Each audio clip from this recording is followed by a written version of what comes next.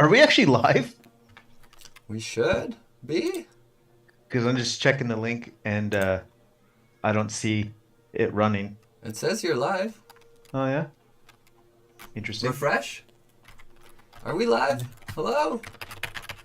Oh yeah, I Oh, think oh, it we're. is working. Yeah, okay. Sorry. I'm a boomer. I'm a All boomer. right, Sorry. that is Hi those are Web everybody. 2 problems. We're leaving Hi those everybody. behind. Hi Um, everybody. Sorry. Max and I know each other for a bit now.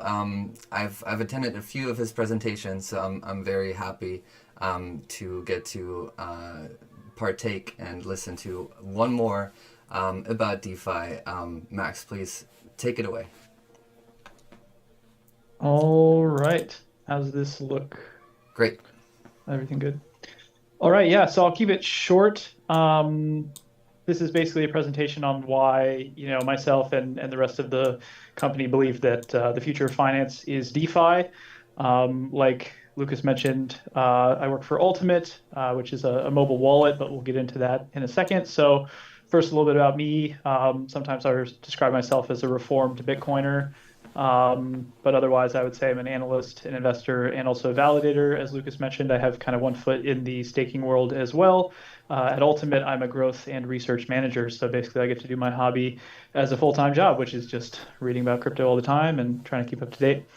Max, So in real quick, 2000, oh, go you're ahead. you're sharing the presenter view. If you can Ah, switch us to the um, audience sorry view. about that. Everything else looks perfect though. How's this? This is the one. Thank you. Is that better? Okay. So yeah, let's get into it. In 2011, of course, Mark Andreessen said software is eating the world, and 10 years later, in 2022, actually now I've not updated these slides, but in 2023, services are better, faster, and cheaper than ever before, right? If we look at these logos here, Netflix, Amazon, Airbnb, Spotify, Zoom, Uber, just to name a few, a lot of the industries of the past have been totally changed by the internet and software. And as a consumer, we have access to things at a price that would never have been imaginable years ago, right? Unfortunately, there's one industry that hasn't really been totally disrupted and improved by the internet, and that industry is banking. So if we think about what technological improvements has banking brought to the consumer in the last 50 years, really, it's just the ATM and the debit card, right, or the credit card. Yes, there is online banking. You can log in and do some things, but a lot of the fundamental kind of pain points of banking still remain the same, right? So those could be moving money on weekends, trying to make a trade outside of market hours or on weekends. Moving money between countries or currencies is a huge pain, or it costs a lot of money. Your card could get blocked or frozen. Your personal information could get stolen. Even stuff like getting a loan or opening a business account at a bank are, a big pain in the butt, requiring lots of paperwork. Anyone that's ever tried this knows what I'm talking about. So that's why people got so excited in 2009 when this white paper came out called Bitcoin, a peer-to-peer electronic cash system from someone named Satoshi Nakamoto. And it described a internet native settlement layer, so you could send and receive and store money pretty much anywhere in the world with an internet connection, right? And there was no financial intermediary that you needed to sign up with to make this happen. You just needed to use a currency called Bitcoin. And this started what we call the money revolution. So this is the coordination of value transfer and property rights outside of the purview of centralized authorities and governments and top-down control. So it's totally permissionless. You can basically, just like anyone can use the internet, anyone can use Bitcoin and participate in this, this global settlement layer. So Bitcoin fixes some of these problems that I described with banking, but not all of them. So you can move money at any time, anywhere. That's already a big improvement, right? But you can't really easily convert money between currencies or, do any trading, getting a loan. Some of these more sophisticated financial services weren't really disrupted by Bitcoin.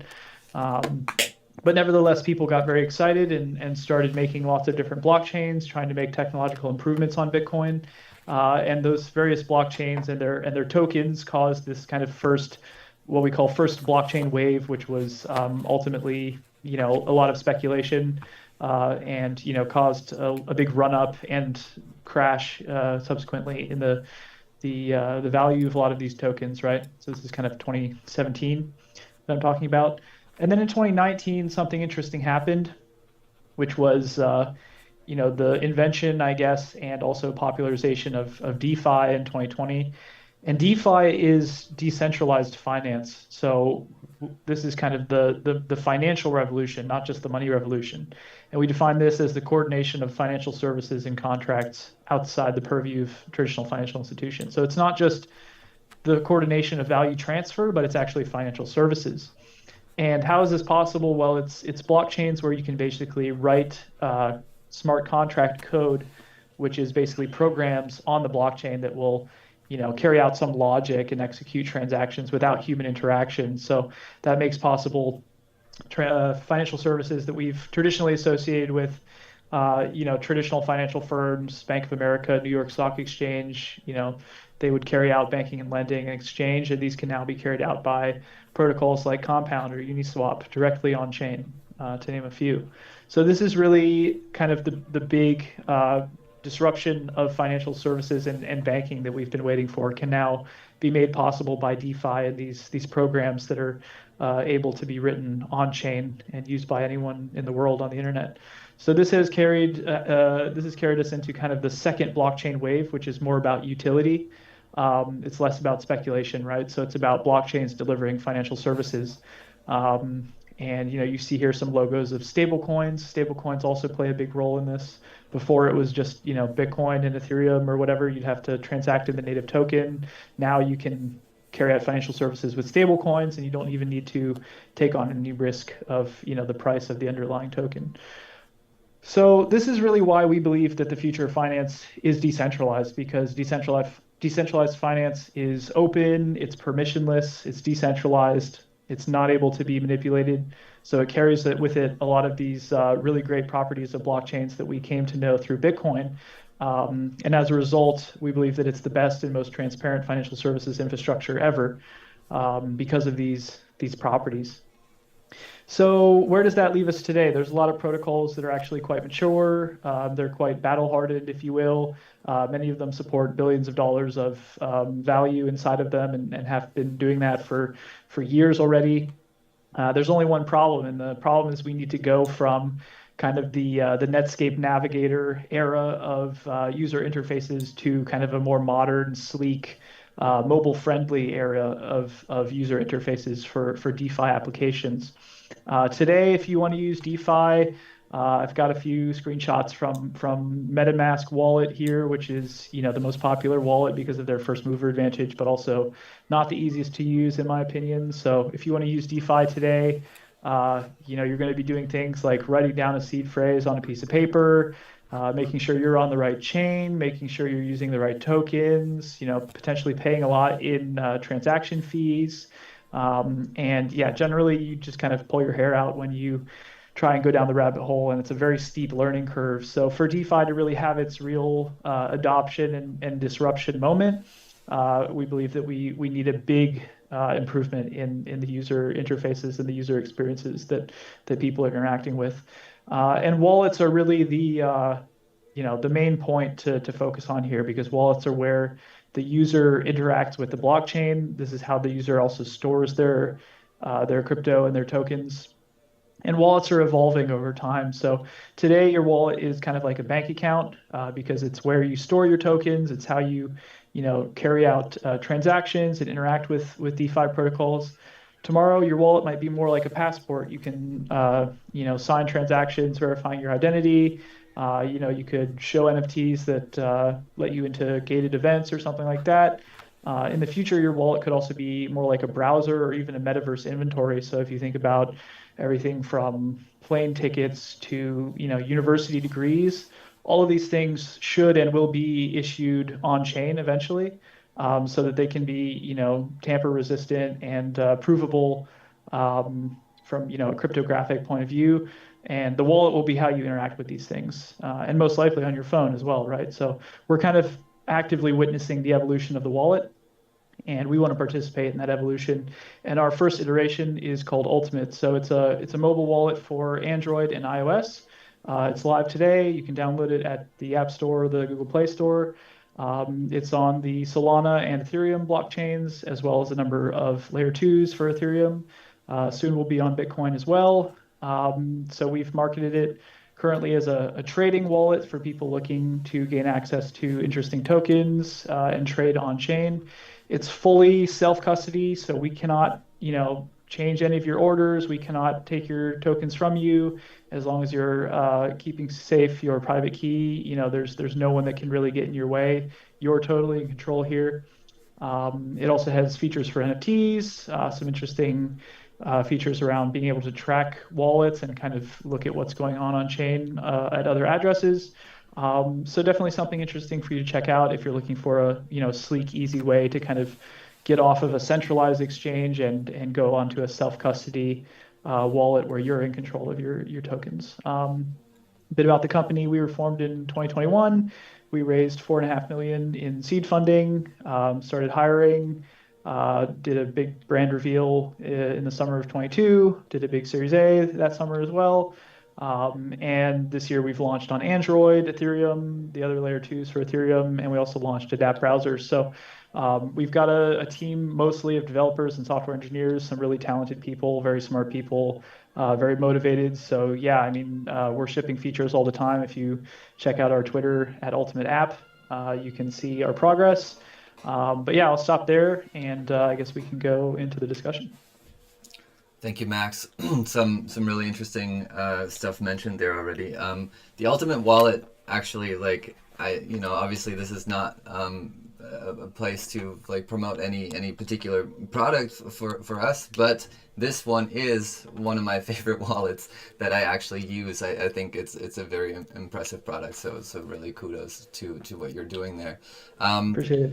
To start us off, one question that I was asking myself during this too, obviously you're so deep in it at this point, and you mentioned all the UX UI issues and stuff, which we'll certainly touch on later. How did you even end up in this whole Web3 world? What was your kind of first touch point? How did you first learn about Web3, and how did you get stuck in here? Yeah, I mean, everyone feels like they're late when they join, no matter when they joined, right? So for me, it was actually quite a while ago. In 2013, I was building a gaming PC at the time, learning a lot about graphics cards, going deep into the hardware, and came across a question on an internet forum about graphics cards and about mining Bitcoin. And I didn't know anything about that. I thought I knew everything about graphics cards at the time, but I didn't know anything about what Bitcoin was or how to mine it. So I just learned that for fun, and I don't know, maybe mined like $5 or $10 worth of Bitcoin. But in 2013, things were quite ugly, and I kind of stepped away from the space for 3 or 4 years and came back in 2016, and things looked a lot better then. And that's, I guess, when you could say I got deep into the rabbit hole. Well, that is very early. That's Kevin. Beat me. Yeah, I'm 2017, the beginning of. I got in when Ethereum kind of came around. I was really into Ethereum because of what it was offering at the time, and it was a pretty big thing. So Ethereum was my first ever buy, which then obviously have moved forward and stuff like that. But good presentation, and thanks for all that. I'm really happy to have heard all that, and I think some of our viewers and the angle of what we're trying to do to just educate people at a more base level, it was perfect. And I guess some of my questions before I give my opinion on it is, we have DeFi, we have DeFi 2.0. Would you argue we're at DeFi 3.0, DeFi 4.0, and do you think DeFi in its current state is broken? Yeah, I mean, I've heard DeFi 2.0 getting thrown around a bit. And for example, I chatted last night on a Twitter space with the guys from MarginFi, which is a Solana a lending protocol in Solana. And they're a fairly new protocol, and they've quickly rise the ranks, and it looks like they're going to overtake the number one Solend, which has been around for a long time. So it seems like the trend, not only on Solana but also on Ethereum, is that there's been kind of this cohort of OG protocols that have survived, and they've had different issues that they've worked through.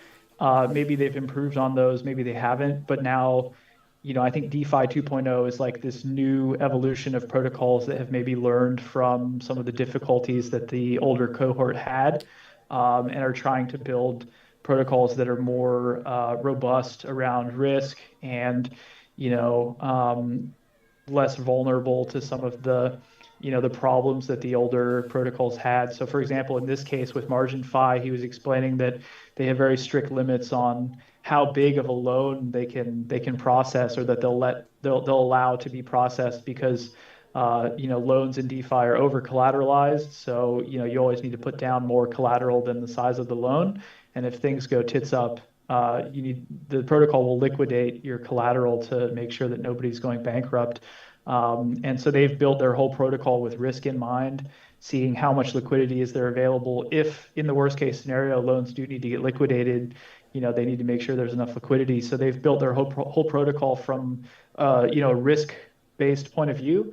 And that's something that, we've seen the older cohort, whether it's Solend on Solana or, Aave on Ethereum. There's been these episodes where there's been huge whales which have deposited tons of collateral and taken out huge loans, and maybe they're making up like half of the protocol in terms of volume. And then when their position gets into trouble, suddenly the entire protocol's health is thrown into Yeah, question. and there's no real way to mitigate black swans anyways, and liquidations and these cascading things, right? And unfortunately, and we've seen this in traditional legacy market, like it's happened all the way back to the tulips in like the 1700s, and the first real big leverage experiment that went, as you would say, tits up.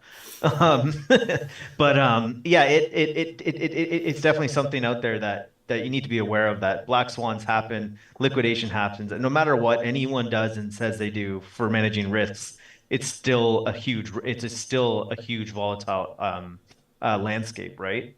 And then, in Multiverse X, we have Hatem that are also kind of doing this, the loans, the collateralization type stuff as well, and doing it fairly risk understood, let's call it, right? So they mitigate it as much as possible. But what I'm finding very very good about it is that they are giving rewards in USDC in stables, and they're not allowing high yield tokens to pull them down, right? So like DeFi 1.0, or I'd argue say 2.0 has failed, and we're going into 3.0 with things that we just kind of talked about. Um, but these high yield tokens, which basically everyone did in DeFi 1.0 with these huge, giant, massive APRs, which were great, basically is what caused us to go down a lot of these death spirals, because people were coming in with large sums of LP and then getting big guys, big whales, and taking these huge APRs and basically, yeah, dumping, and then moving that into something like Curve and stuff like Bitcoin or USDCs. And then again, the black swans come, and then, oh, Aave was borrowing from here. Curve was actually putting their stuff in here.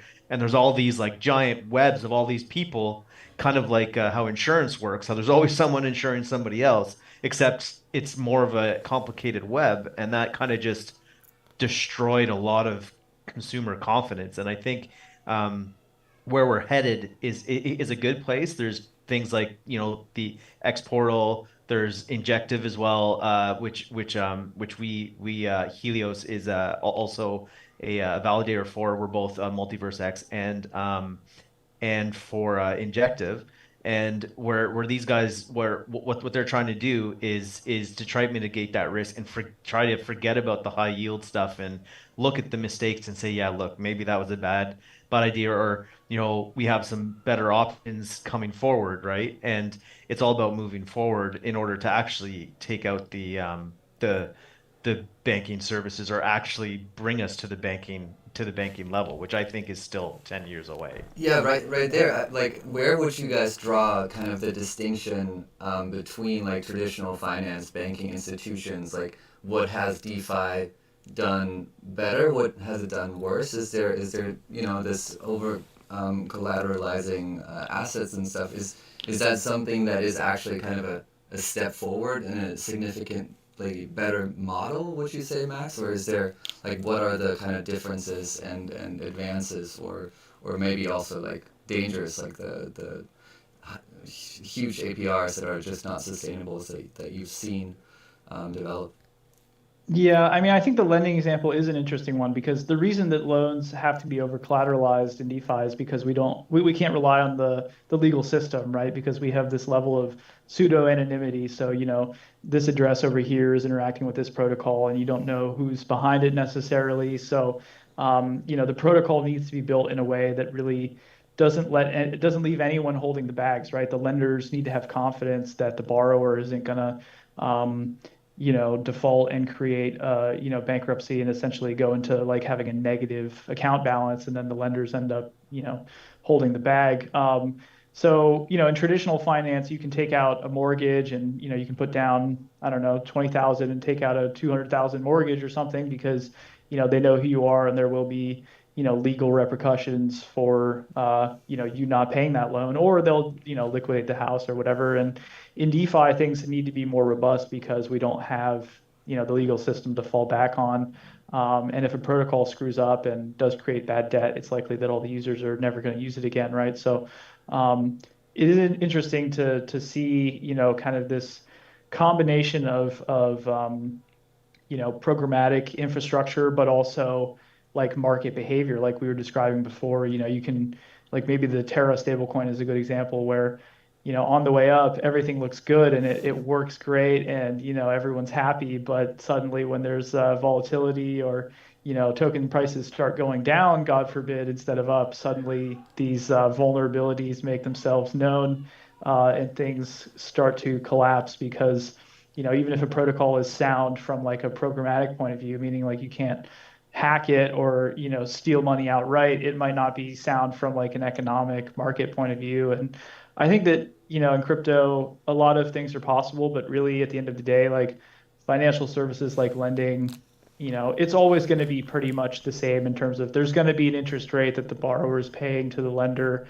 And, that interest rate, there's no reason why it should be exorbitantly high. There's different ways to like conjure up very high yields, yields in quotes, including, paying people out in some kind of a token which you're printing out of thin air. But really, I don't think we've invented any new like economic models. We're just bringing, financial services that have existed for hundreds of years onto a blockchain instead of, a database type of thing, which is what most banks are. So I don't think there's a reason in the long term for anyone to expect like huge returns or kind of, you can always speculate on the price of a token, but aside from that, I think DeFi needs to become a bit more mature and people's expectations just need to fall a bit more into, what's reasonable to expect for lending or basic financial services like that.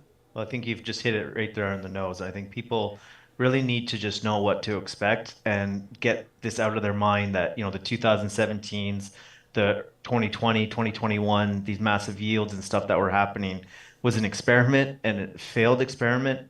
You look at any yield token and just look at the arc of their charts, they all look the exact same, just up and then right back down. And maybe they'll recover. A lot of them are doing burns on that, but most of them are not going to. And any smart investor was selling their tokens in real time or every 24 hours, right? I didn't do that at first. I can say I got hooked on one or two where I just thought I'd just keep compounding. I keep compounding, and then there was a bug or oh, this dev this, and the drama started, and they were all seemed good, and then I hung on a bit too tight for a while, and I managed to get out before my impermanent loss on the LP or whatever. Now, the other thing I'd like to kind of get into would be just single-sided staking, right? And LP impermanent loss protected um, staking pools. So Kevin, there's you want to quickly explain what impermanent yeah. loss is? I'll go right back to that. Sure. Yeah. So impermanent loss is probably one of the biggest things that really affects people. And if you don't understand what it is, and you have to understand when you put in, say, let's just go with eGold and USDC into a liquidity pool to earn back the fees and then farm a token, for example, if eGold goes way, way up, your USDC will always stay stable. So you'll actually have an impermanent loss where if you just held just eGold, you probably would have made more money because the other side never moved. And it's kind of like a teeter-totter. But what protocols were doing or are doing is they allow you to farm in order to get rewards back to close the gap on those impermanent losses. Problem is when the market's in a free fall, you're kind of just constantly losing downward spiral, even against a stable coin. That's why I'm using USDC as an example. Um, and then because that's happening, investors are selling the yield tokens, then the yield tokens are dropping. So you're never actually catching up to your impermanent loss. Now, what a few protocols have started to do is they're allowing liquidity pools. You can enter liquidity pools without impermanent loss. So the way that works, I'm not surely 100% sure still how they manage it, but you can deposit your eGold, your Solana on one side, and then you have to match your USDC on the other, and then you receive rewards in either a stable coin or maybe their coin. But it goes into a liquidity pool that then doesn't suffer a permanent loss because on the back end, what they're doing with the fees and some of the rewards is selling or burning to bring the impermanent loss to level. So this is protecting people now from impermanent loss and not allowing people to have to deal with huge high yield tokens. And that's huge. High yield tokens, just again, because I've been burned by them and I keep trying to believe them and but it just never happens. And so I have PTSD on some of these. But yeah, and doing that and protecting people from impermanent loss, providing rewards and stables, so then you can decide if you want to go buy the token yourself, is actually just a much stronger way forward. There's a thing called Mito Finance, which is a product on the injective chain, which is basically vaults. And these vaults are allowing you to deposit various different coins that get added to liquidity pools as market makers, as you can also add, there's like a logarithm, a trading a logarithm. And what it's doing is it's doing all the LP and trading stuff for you, but it's making sure that you don't lose any impermanent loss. And it's programmatic. And then it just pays you out in either injective or USDC, I think, when it goes live. But I'm not entirely sure because it's still kind of early access. But there's all these products coming out, and that's why I say DeFi 3.0 or even this DeFi TradFi mix, right? Unfortunately, we live in a world where regulation is here actually. It's not coming, it's here.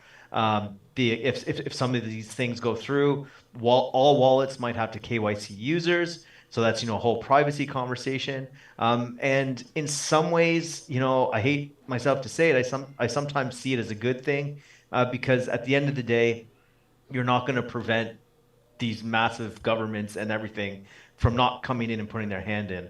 And what they're kind of saying now is that, look, we need to know what you're doing and we'll let you live. And I think that's a fair trade-off. They're not coming in to shut us down straight up. They're saying, look, I think it's only fair that we know who you are. And I know that's a really tough pill to swallow, especially coming from someone who believes in privacy and all that stuff. But in order to move forward, we're going to have to play the game. And that's just a fact. Yeah, I think that's an interesting thing. Like, Max, you two obviously as a staking agency or a staking provider, like where do you see this kind of like regulation, this framework being established, coming in, like changing the way that DeFi operates, bringing maybe that traditional KYC approach to it? Is that like more of a threat, more of an opportunity, something in between? Yeah, I mean, I'm kind of with Kevin on this one in terms of like, the old school Bitcoiner in me, is just like anything to do with regulation is bad. But the realistic, more pragmatic, part of me knows that, regulation is necessary to protect people and to let the industry kind of grow into what it needs to become.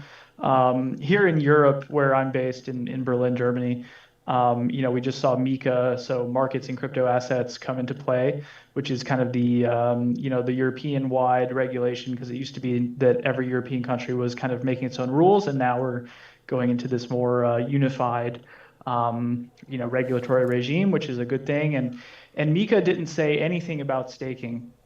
So staking is explicitly like left out of MiCA, which I think is good because it's not the place that you should start, I think. Um, Wallets also, there's no kind of KYC requirement coming down the pipe, at least not yet. I think the people that know anything about anything understand that if you force a wallet to impose KYC on its users, people are just going to take their private keys and go use a different wallet, right? So, especially here in Germany, we've tried to make it clear that if the German regulatory body is too harsh, then we'll probably have no choice but to pack up and leave, because people just won't use Ultimate, right? If they can use a different competitor wallet that doesn't require KYC, in this case, if that's the example. So yeah, I mean, staking and self-custody are kind of two different things, but they're kind of two sides of the same coin. Staking being anyone's right and ability to help verify transactions on the chain and be part of the blockchain's consensus, and self-custody being anyone's right to have custody over their own tokens and interact with the blockchain with their own crypto assets. So far, those two things are not, at least here in Europe, are not under attack or anything like that. I Yeah, think regulators staking, under. just Go staking ahead. specifically. Yeah, like so, I'm not really referencing staking either, because at the end of the day, we're using smart contracts provided to us by a protocol. So it's the protocol that would actually have to KYC, not us, because we're engaging into what they provided. So staking companies wouldn't really have to do that. It would have to be the protocol level, and I think that is in MiCA. But the stakers ourselves, the staking agencies, the validators are covered.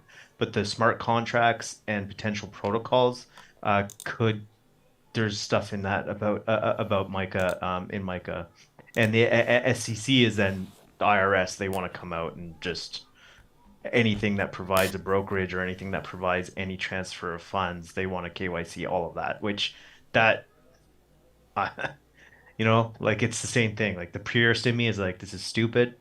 Um, but if we want the industry to be taken seriously by institutional institutions, which it is being, but if we really want it to become adopted, um, these things are going to just have to be done. And it's a sad thing to say, you know?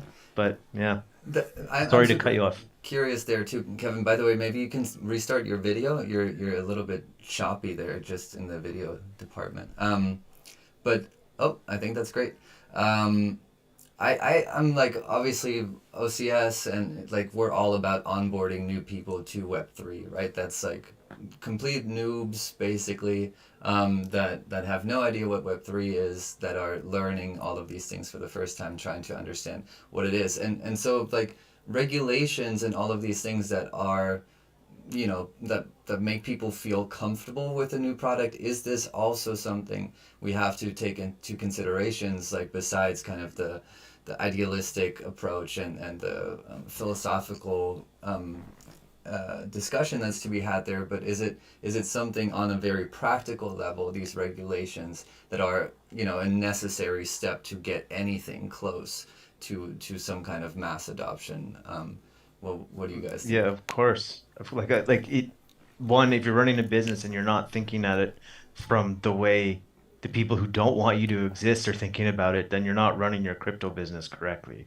Um, I came from a Web2 background. I've ran businesses my whole life.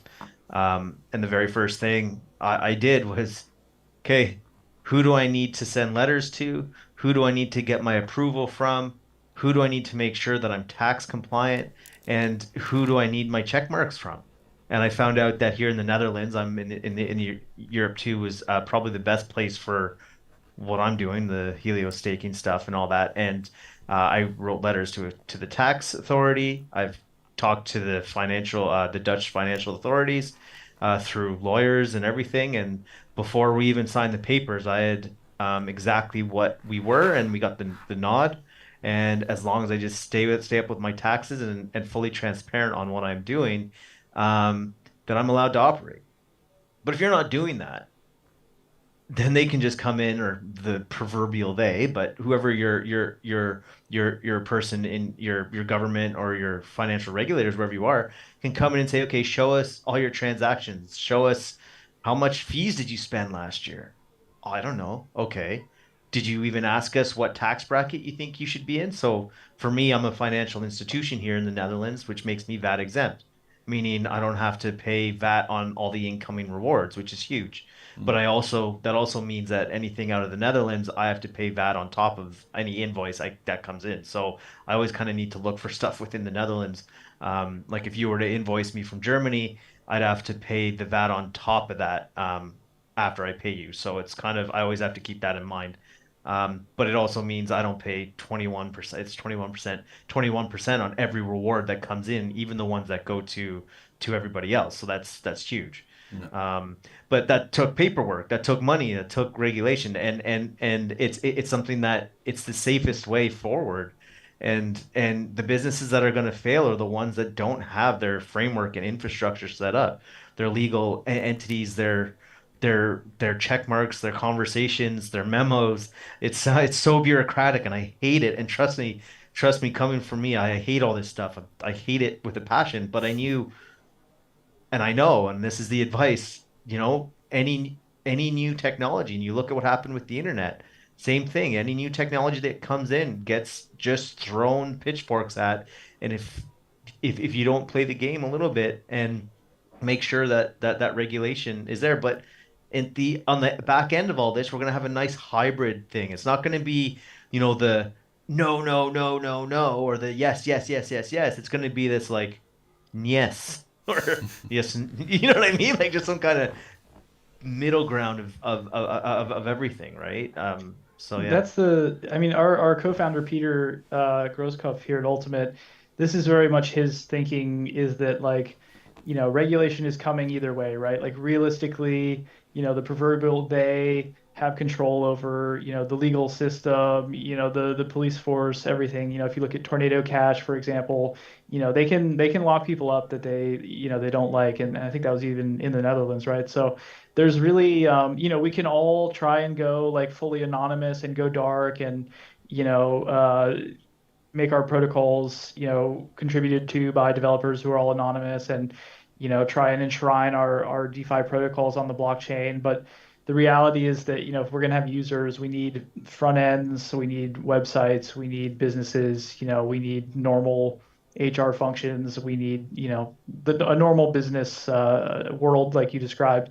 Um, and if you accept that, the regulators are coming, then you also understand that, if we don't provide input from our point of view, because we understand what are the best parts of blockchain, the things I named earlier, that it's permissionless, anyone can use it from anywhere in the world, it's highly accessible in that sense. We want to preserve those qualities, which are kind of the whole reason that we're all here, right? The reason that, I got into Bitcoin back when I did.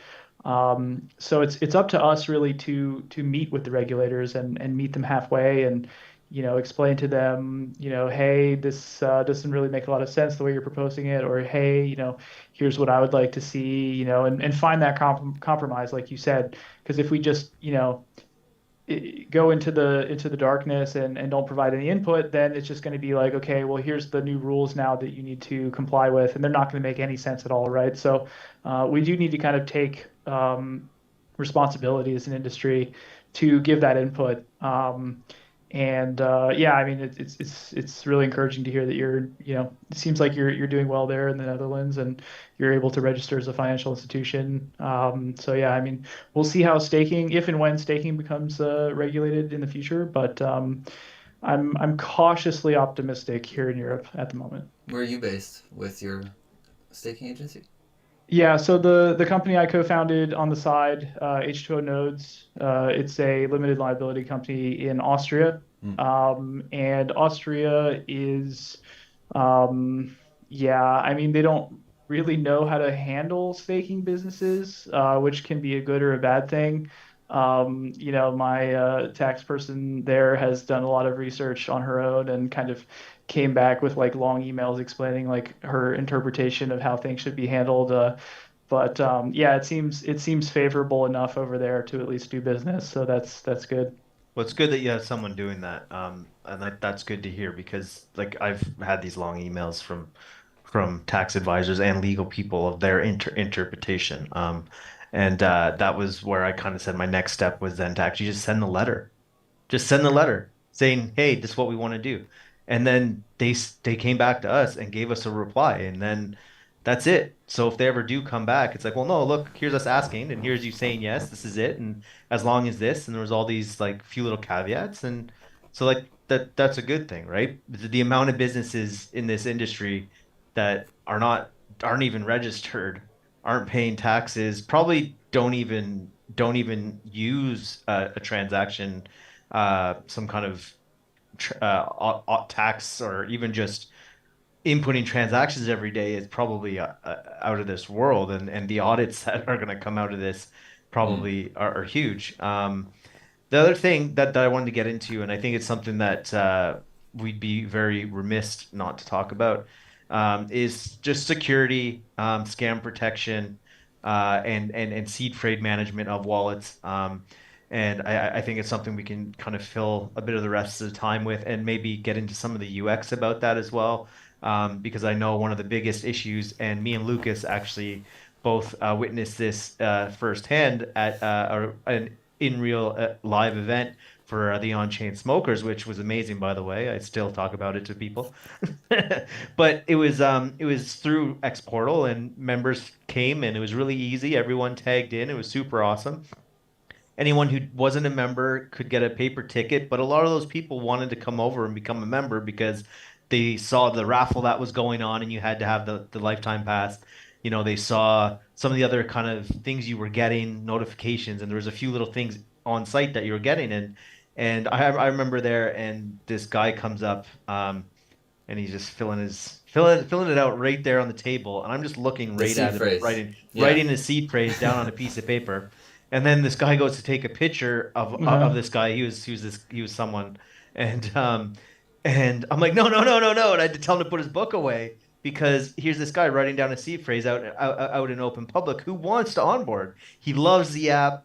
He probably, tons of things like that. And we had a queue of people waiting to onboard, but because of the time, one, the security of people writing it down, these in real life events, um, where we could onboard like I if we did a big event, you could probably onboard hundreds of people a day, and even just like the opening of Tourmaline is an example. Like there was, 1,000. I think the first day was like what 500-600 people, I maybe think like more. 200, but over the Two two course two of, hundred. yeah, Yeah. 250. I put out this sticker. 250 in one day, Yeah. but like with a more streamlined option, if you had 1,000 people at the door, and that's where these like wallet lights or I'm not a big fan of saving seed phrases onto the cloud like Google Meet or iCloud, but I do see it as necessary as well. And that sort of stuff. So Max, I mean, take it away. What do you think about you know that current barrier and the security around it? More so the security of seed phrases. Yeah, yeah, this is a huge can of worms, right? I mean, it does depend who we're talking about. If we're talking about a retail user who's not likely to store, millions of dollars, that's different than, an institutional user. And I actually used to work at a custodian, so I have experience on that side as well. But for the typical retail user who's going to store, tens, hundreds, thousands, maybe even tens of thousands on their wallet. Um, I would say they're more likely to lose their seed phrase than have it stolen in some kind of an attack or sophisticated, social engineering or something. That's not to say that those things don't happen, but I think on average, the biggest risk is that someone loses their seed phrase, right? So currently the onboarding to Ultimate Wallet, and this is fairly controversial, but we're building for retail and people that are familiar with fintech and not so familiar with crypto potentially. So currently the onboarding is you create a new wallet, you are not shown the seed phrase by default, but you are shown a tick box that you can opt into backing it up on the cloud, like you said, encrypted. Because we've read that, like, for example, Apple users, everyone has access to an iCloud account, and we've read that 95% of those are 2FA secured already, so two-factor authentication, via text message or email or whatever. So, the Apple or the Google accounts today are already pretty secure. So we think that it's kind of, quote unquote, good enough, again, for a retail user to, back up an encrypted private key to the cloud. Of course, it's opt-in. Ledger hardware wallet obviously had a lot of controversy around this feature a couple weeks ago. So we would never do this without, telling the user. So you do have to opt into it. Once you create your wallet, obviously you can go see your seed phrase and write it down. But like you said, if people don't understand really the implications of that in the first place, then it could even be worse, right? Because they could have it lying on their desk, or they don't have it properly secured. So eventually, seed phrase does become either a physical in real life security problem where, like, do you have a safety deposit box at home that no one can get into, or if your house burns down, do you have a copy of it with your parents or your trusted friends or whatever, right? And part of what really gets me a little frustrated with the Ethereum community at times is that for all of this talk about social recovery and smart accounts and things, it's almost like these conversations assume that every crypto user has two hardware wallets at home and three trusted friends who are crypto native who can kind of safeguard keys or pieces of keys. And it's like, to onboard the masses, we're really going to need to make it possible for people to be safe, but also convenient. And those people, should be able to do it on their own without any, friends or hardware wallets or whatever you have. We need to build something that's kind of a compromise. Again, there's no silver bullet for this, and Agreed. the Ethereum community is really pushing smart accounts and smart contract wallets, and that's good. There's also multi-party computation and other technologies. Yeah, But there's Guardians, the like Multiverse X just released Guardians. That's like a 2FA that works through Google Authenticator, which is really good. They also like there's also the Google And it's Drive on chain. backups there. Yeah, and it's on chain. Yeah, and there's also the Google Drive backups too. And like I'm like again like I totally agree with the reasoning behind that. Like yeah, like I'm 2FA all over my Google stuff, but it's still I wouldn't keep my seed phrase anywhere online, right? yeah, But the example that I always kind of give people, and I talk about this like all the time, is the next real wave of adoption, in my opinion, is going to be women, and more likely or not mothers, and the reason being is right now banks are hitting them with 30 40 bucks, euros, whatever your currency is, a month in fees, if not more, and they're getting nailed to the wall with fees, right? And they could move over to something like there's the export of the Soul Pay, there's Ultimate, there's all these things that are bringing cards to card stuff that the fees are basically negligible, right? Like nothing.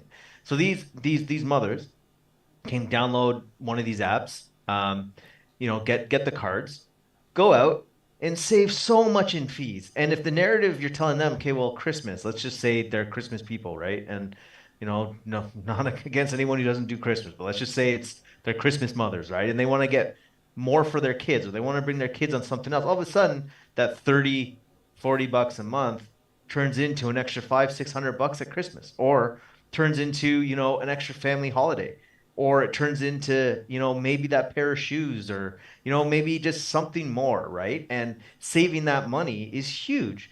But and here's the caveat is again, this isn't, with trying not to be stereotypical or anything like that. Mothers or dads and all that sort of stuff, they don't have the time to figure out what a seed phrase is. They don't have the time to figure out all this other stuff. I think my video just went all weird again.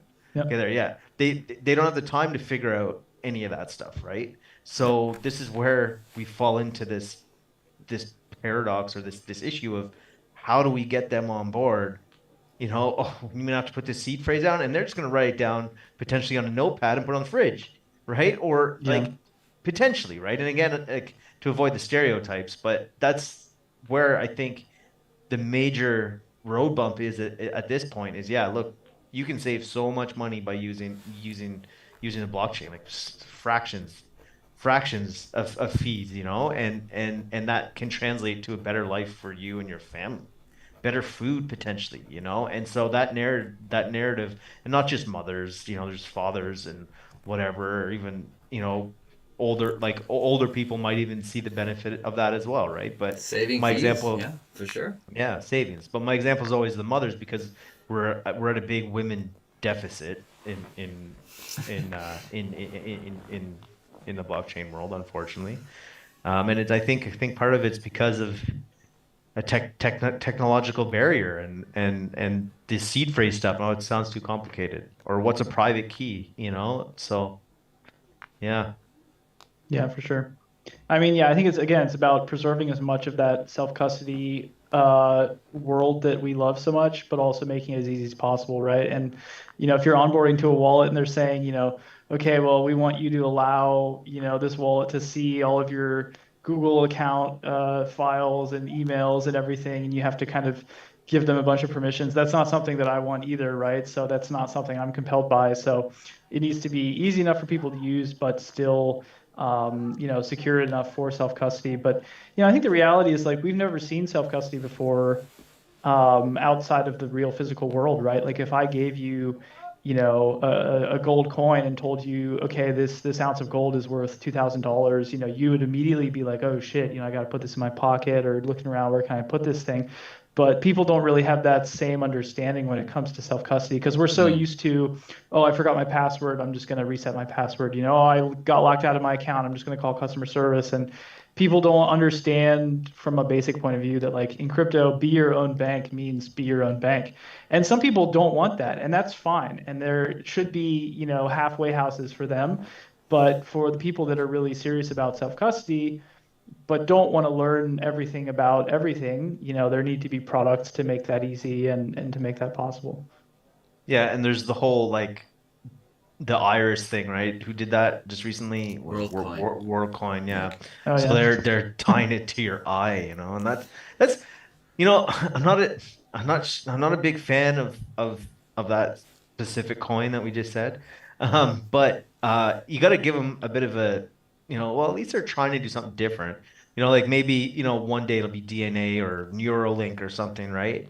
But, like, we're just not there right now, and I don't think people are gonna want to, "Well, I'm not scanning my eye," then they'll have my eye. It's like your fingerprints, like, no one wants, no, I don't know what happens where you grew up, but in Canada, when you're, I think, in grade one or something like that, one of your field trip is to the police station, and everyone gets their fingerprints. Wow. Damn.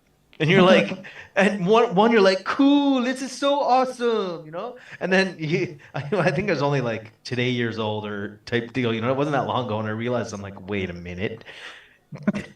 You can't just call in sick that day. Yeah, well, you Oh, I wouldn't have think of that, right? You're like, I want to COVID. go. You want to go to the police station when you're one, right? And it's Yeah, like, yeah. it's just, I don't know if they do it anymore, but it was a thing, and so, um, but yeah, That's interesting. but biometrics, like, that's a whole nother can of worms. Like, like, you just pick off a hair and drop it on your app, and that's the only way you can access your funds. Well, that wouldn't work, because then anyone could just cut your hair off. But yeah, yeah.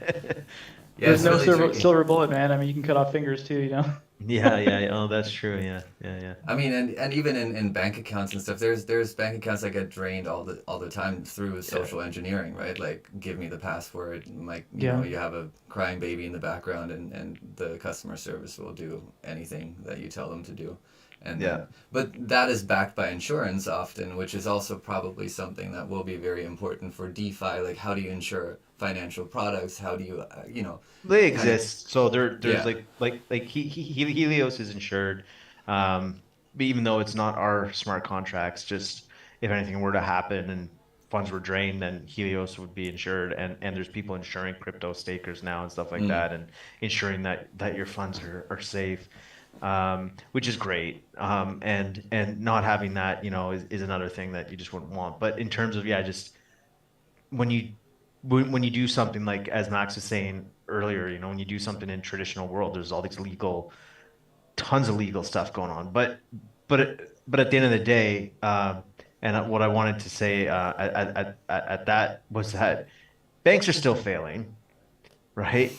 And so yeah, DeFi products have failed, right? But banks are still failing, and they're failing at multiples of sizes, and they're affecting way more human beings and at a level that's whatever. And then the legal system does come in, but it doesn't really help the small people, right? So the thing is just DeFi and all this stuff. We're under a microscope, and even if $1 million is taken from a protocol, the mass media will make it seem like it's, a trillion, right? And then meanwhile, JP Morgan or, Silvergate or whoever, oh yeah, it's $800 billion fine, or lost this because they've been laundering money still, Bank of America, biggest laundering, well, you know what I mean? So Yeah, like it's just it's a bigger problem in traditional finance, and we're just going through it, and it's a bit more localized because it's new,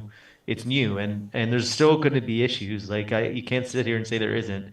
There's going to be more, but hopefully the big exploits that we've talked about, like the Terra and Aave and all that sort of stuff. Hopefully those kind of exploits come to a minimum, and now we're the black swans we just need to watch out for, Yeah, which is we're coming up impossible. on the hour mark, so I have one audience question that I think is for you, Max, and it's about ETH. I'm not sure if you're still a big ETH guy, oh yeah, or for sure.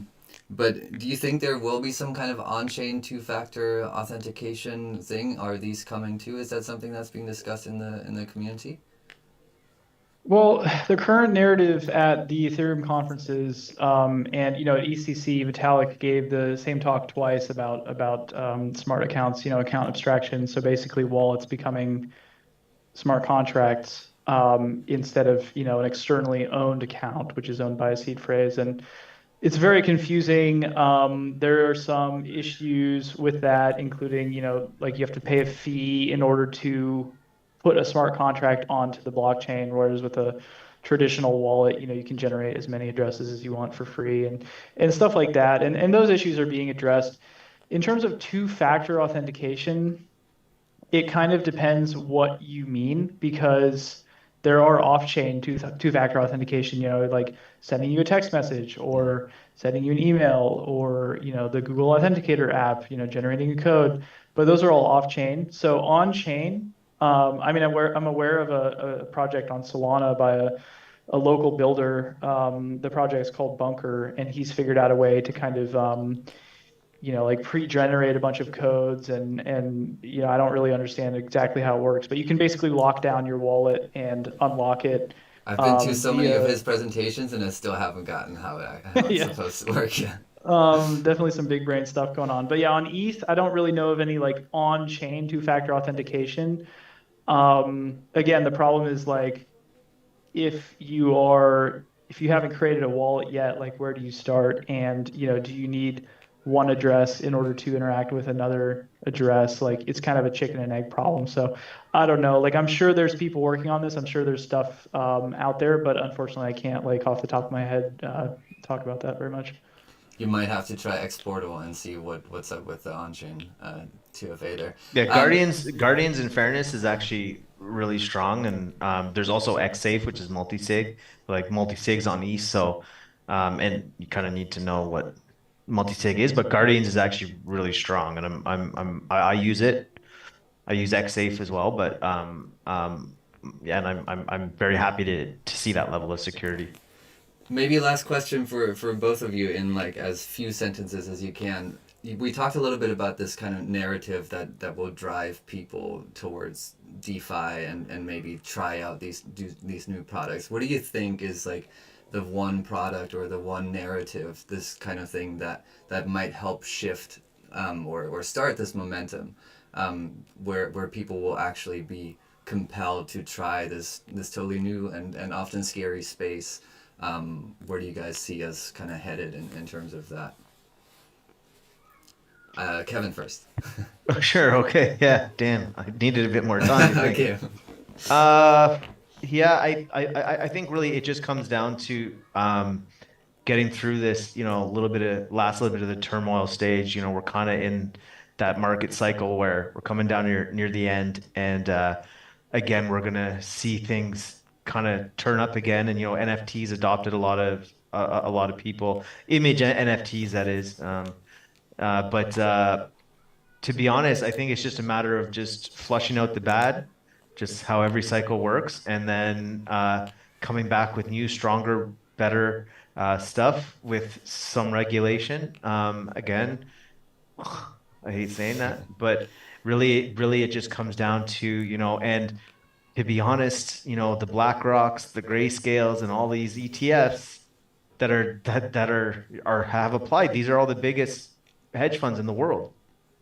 They control the world, and so in terms of financial products, and these guys are coming in with an ETF, so that is going to be huge, and that adoption itself. But I don't know if I I don't know if people are going to be interacting in a decentralized way. I think it's kind of like I don't know if you guys like techno music or whatever or EDM, but there's this We guy. both live in Berlin, Yeah, so yeah. it's So up to there's you. so there's this DJ Carl Cox, and he goes, well, most people come in listening to EDM, and there's this whole thing about EDM, how it sucks and all this, and I agree, but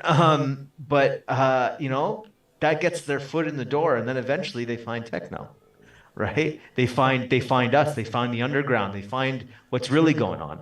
And so if people come in through an ETF, if people come in through a centralized, Binance's, whatever, people come in that way. I came in through Coinbase buying ETH, right? And then I very quickly found out, oh, I don't need this crap. I can just move out. And then that's how I got in. So if people come in, with the big bad wolf, then that's how we adopt. That's how it happens.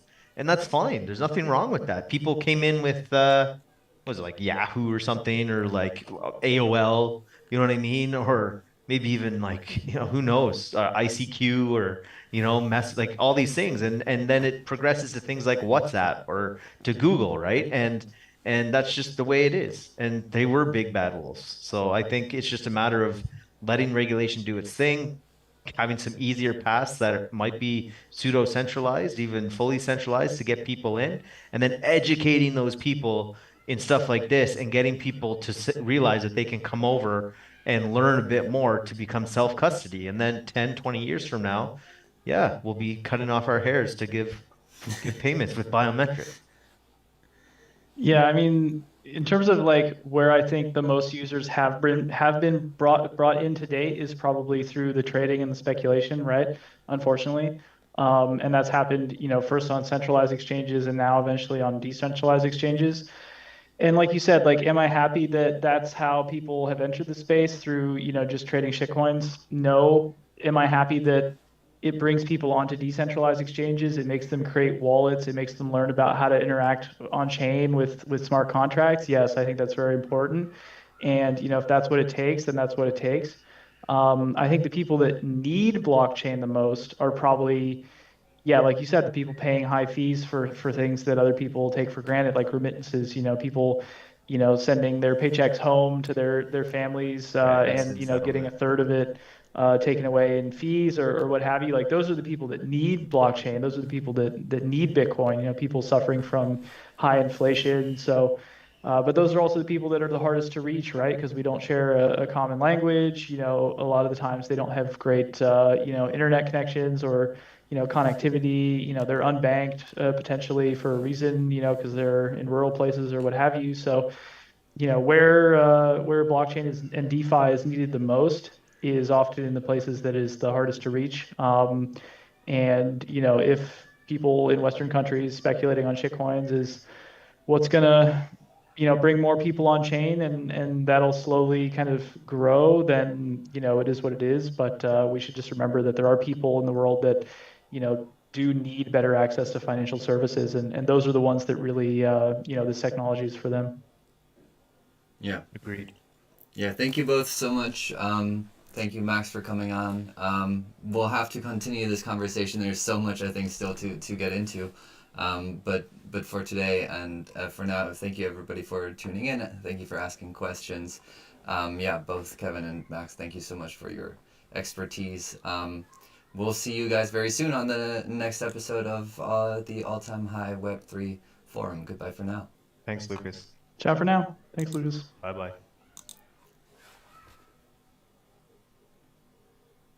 It's telling me to end